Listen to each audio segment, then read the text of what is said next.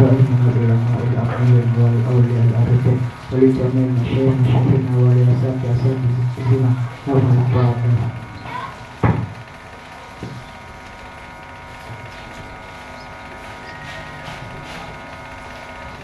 قال المحدث رحمه الله تعالى قال المحدث رحمه الله تعالى ونفعنا به وبعلمه في الدارين آمين.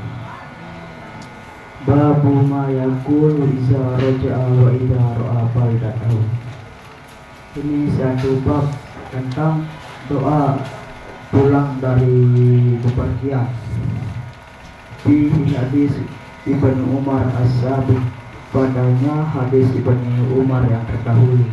Di bab takbir musafir, pada bab takbirnya orang musafir. Iza sa'ida sanaya, apabila menaiki bukit. Wan Anas radhiyallahu anhu qala, dan hadis dari Anas moga-moga Allah meridainya, qala berkata, aqbalna ma Nabi sallallahu alaihi wasallam, kami kembali bersama Nabi sallallahu alaihi wasallam, hatta idza kunna bi Zuhril Madinah, ketika kami telah sampai melihat Madinah. Qala aibuna taibuna abiduna li rabbina hamiduna, kami adalah orang yang siap pulang bertaubat, beribadah dan memuji pada Tuhan kami. Falam yazal yaqulu dalika, maka beliau senantiasa membaca doa itu hatta qadimnal Madinah, sehingga kami sampai di Madinah. Hadis ini satu doa yang dibaca oleh Rasulullah SAW apabila beliau pulang dari musafirnya. Muslim, riwayat Imam Muslim. Babul istihbabi ibtida'il qadimi bil masjid alladhi fi jawarihi wa salatihi fihi raka'atain. Ini satu bab tentang sunat ke masjid dan sholat 2 rakaat ketika datang dari bepergian. An Ka'ab bin Malik radhiyallahu anhu anna Rasulullah sallallahu alaihi wasallam, hadis dari Ka'ab bin Malik, moga-moga Allah meridainya, anna Rasulullah sallallahu alaihi wasallam, bahwa Rasulullah sallallahu alaihi wasallam kana idza qadima min safarin bil masjid, apabila Rasulullah sallallahu alaihi wasallam datang dari musafirnya bil masjid, beliau langsung pergi ke masjid, faroka fihi raka'atain, dan Nabi sallallahu alaihi wasallam langsung sholat 2 rakaat di masjid.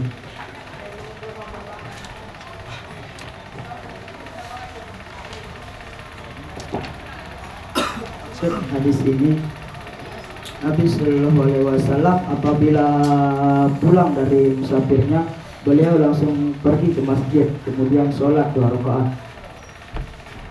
Babu tahrimi safaril mar'ati wahda. Ini satu bab tentang haram perempuan pergi sendirian. An Abi Hurairah radhiyallahu anhu qala, dan hadis dari Abi Hurairah, moga-moga Allah meridainya, qala, ia berkata, qala Rasulullah sallallahu alaihi wasallam, telah bersabda Rasulullah sallallahu alaihi wasallam, la yahillu limra'atin tu'minu billahi wal yawmil akhir.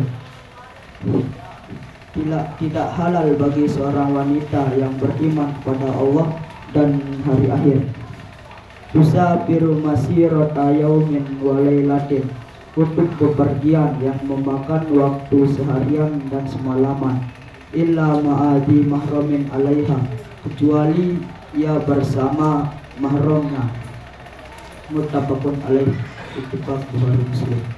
Ini Bani Abbas radhiyallahu anhuma, dan hadis dari Bani Abbas, moga-moga Allah meridai keduanya, annahu sami'an nabiyya sallallahu alaihi wasallam, bahwa Abdullah bin Abbas telah mendengar Rasulullah Nabi sallallahu alaihi wasallam bersabda, la yakhluwanna rajulun bimra'atin illa wa ma'adu mahramin. Jangan sekali-kali seorang wanita melepas seorang wanita kecuali ia bersama mahramnya. Wala tusafirul mar'atu illa ma'abi mahramin, dan jangan perempuan itu, dan tidak boleh perempuan itu pergi sendirian kecuali bersama mahramnya. Faqala lahu rajulun, maka bertanya seorang laki-laki pada Rasulullah sallallahu alaihi wasallam, ya Rasulullah, inni imraati kharajat hajatan. Wahai Rasulullah, sungguhnya istriku pergi untuk haji. Wa inni utibtu fi ghazwatin kaza wa kaza, dan sungguhnya aku telah tercatat untuk ikut dalam peperangan ini dan itu. Qala, maka Rasulullah sallallahu alaihi wasallam menjawab laki-laki tersebut, intolik fahujja ma'amro'atika, pergilah kamu dan berhaji bersama istrimu. Muttafaqun alaihi. Maksud hadis ini haram bagi seorang wanita untuk musafir sendirian tanpa bersama suaminya. Di sini ada seorang laki-laki bertanya kepada Rasulullah sallallahu alaihi wasallam, ya Rasulullah,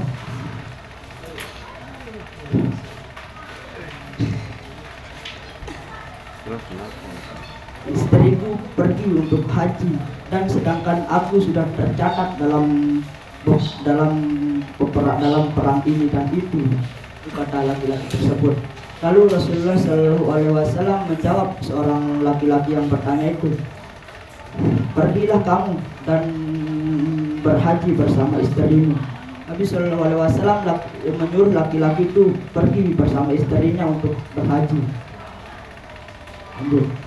Babu fadli kitabu ini, kitab amalan-amalan. Babu fadli qiraatil Qur'an, ini satu bab tentang keutamaan membaca Al-Qur'an.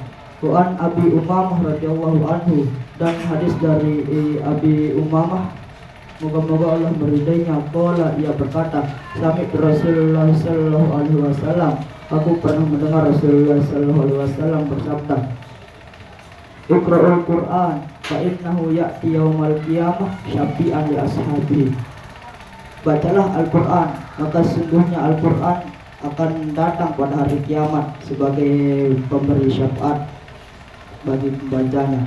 Muttafaqun alaihi, ittifaq Bukhari Muslim. Wa anin Nawasi bin Sam'an radhiyallahu anhu, dan hadis dari Nawasi bin Sam'an radhiyallahu anhu, moga-moga Allah meridainya. Qala, ia berkata, sami Rasulullah sallallahu alaihi wasallam, aku pernah mendengar Rasulullah sallallahu alaihi wasallam bersabda, yu'ta yaumal qiyamah bil Qur'an wa ahlihi, akan didatangkan pada hari kiamat Al-Qur'an dan ahlinya, alladzi kanu ya'maluna bihi fid dunya, yang telah mengamalkannya di dunia.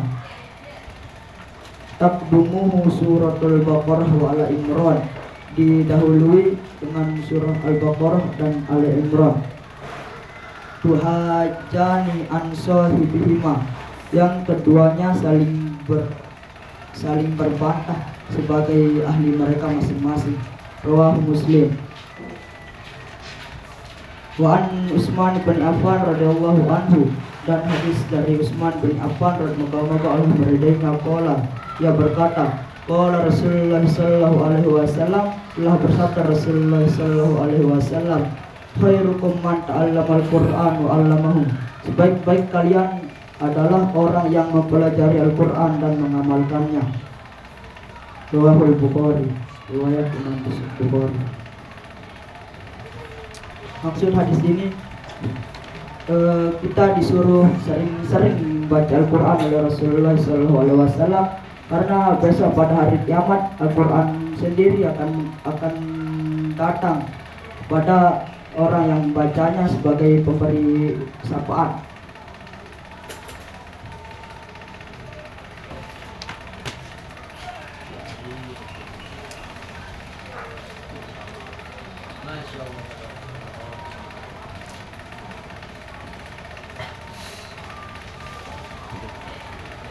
Wallahu a'lam bishawab. Kenapa kamu sosok-sosok tuh?